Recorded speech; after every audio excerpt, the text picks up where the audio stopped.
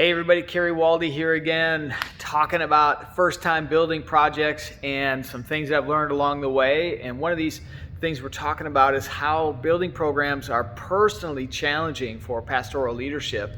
And we talked about a number of things. Here's the next one, and that is the curveball. Sometimes pastors are great fastball hitters, type A personalities, and if everything's planned out well and goes according to plan, things tend to go better. But building programs are full of change-ups and full of curveballs, and you have to be able to not only prepare emotionally for them, but you have to handle them, trust the Lord through the process, kind of grind through them with your team, and keep your communication where it needs to be. But some things, some curveballs, you just have to eat, pay for, or maybe you can get the contractor to pay for them. So let me just take you around here, some of these curveballs that we had to face. Behind us here is our utility and fire room, and we had a certain size of pipe for our water pipe there, and they decided, well, that needs to be bigger. And okay, well, that's great, make it bigger. Well, that's a change order. You'll learn that term. That's a change order, and that change is going to be $6,000 just to change that. Guess what? We had to pay for that. Then there's one that we didn't have to pay for. Thankfully, we married two buildings together, and there was a season where water was just pouring in on those bricks, and it stained those bricks, and we asked them to clean it. They tried to clean it, but the water stains wouldn't come out. So they paid for us to put this wood siding up here. It looks nice. So that was a curveball that someone else had paid for. The 0-2. So another curveball is that we have this open ceiling here, and we didn't see it until the building was done. But there is a big dent in one of these Warren trusses that somebody, I don't know, one of the pipe fitters, I guess, hit with a high-low, and, well, we can't change that. We just got to live with that curveball. Come on to the sanctuary. I'll show you another fun one. From our perspective, there's that slow hook. Here's another curveball for us. We designed this sanctuary with a nice split-face block. It's aesthetically pleasing. It's beautiful. Acoustically, it's great.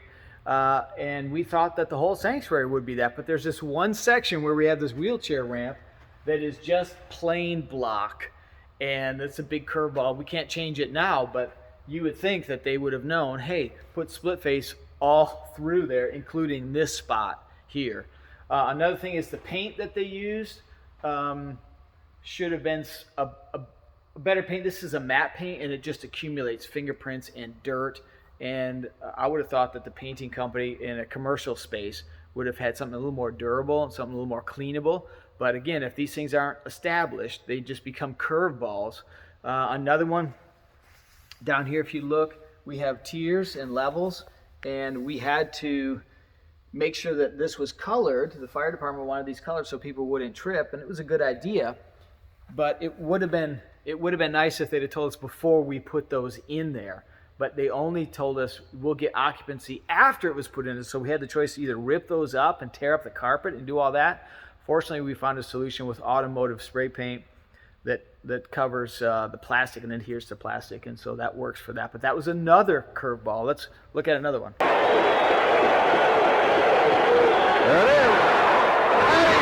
And this had to do with timing.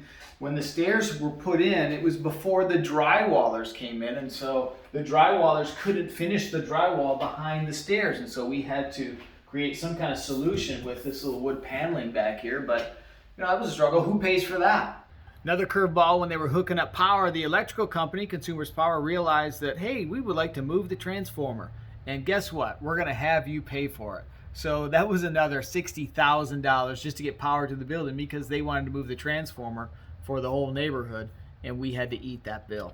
Another change-up was when the electrical bid came in, there was a certain number there, and that was good. We said, let's go with that. And then they realized, oh, wait a second, this is a church, and you have AVL packages, and you have lighting on the stage, and you have all that. And so that's going to be another $80,000.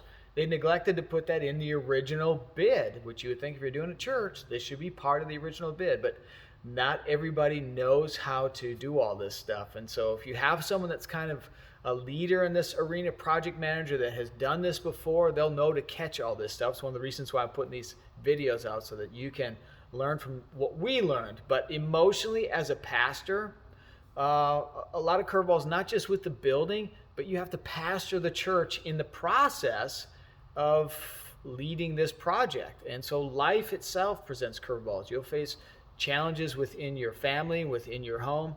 You'll face challenges within the congregation. And so just stay close to the Lord, keep loving your spouse, and keep those things a priority, and trust the Lord and your team through the process. Swing and a miss, man. Torian tied up there.